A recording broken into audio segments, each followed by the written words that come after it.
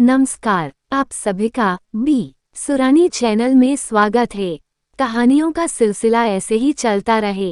Like करें, share करें, subscribe करें। कहानी हमारे जीवन का एक अहम हिस्सा है।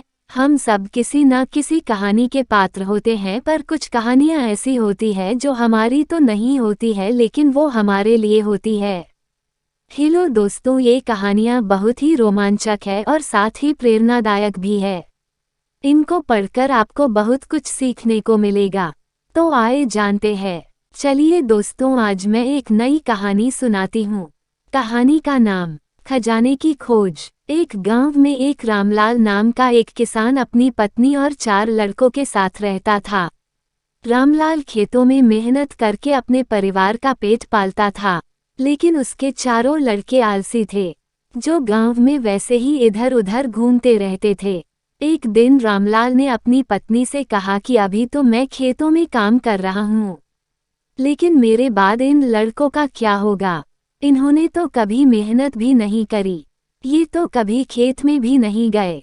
रामलाल की पत्नी ने कहा कि धीरे धीरे ये भी काम करने लगेंगे।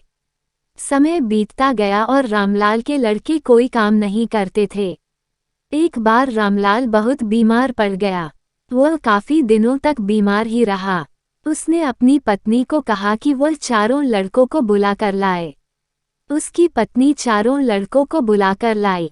रामलाल ने कहा, लगता है कि अब मैं ज्यादा दिनों तक जिंदा नहीं रहूंगा। रामलाल को चिंता थी कि उसके जाने के बाद उसके बेटों का क्या होगा।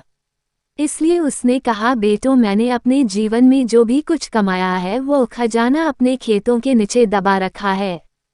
मेरे बाद तुम उसमें से खजाना निकालकर आपस में बांट लेना। ये बात सुनकर चारों लड़के खुश हो गए। कुछ समय बाद रामलाल की मृत्यु हो गई।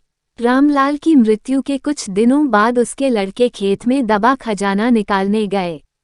उन्होंने सुबह से लेकर शाम तक सारा खेत खोद दिया, लेकिन उनको कोई भी खजाना नजर नहीं आया।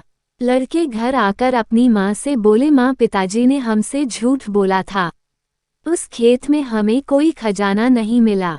उसकी माँ ने बताया कि तुम्हारे पिताजी ने जीवन में यही घर और खेत ही कमाया है, लेकिन अब तुमने खेत खोद ही दिया है तो उसमें बीज बो दो।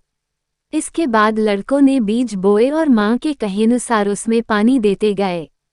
कुछ समय बाद फसल पककर तैयार हो गई, जिसको बेचकर लड़कों को अच्छा मुनाफा हुआ, जिसे लेकर वह अपनी माँ के पास पहुँचे।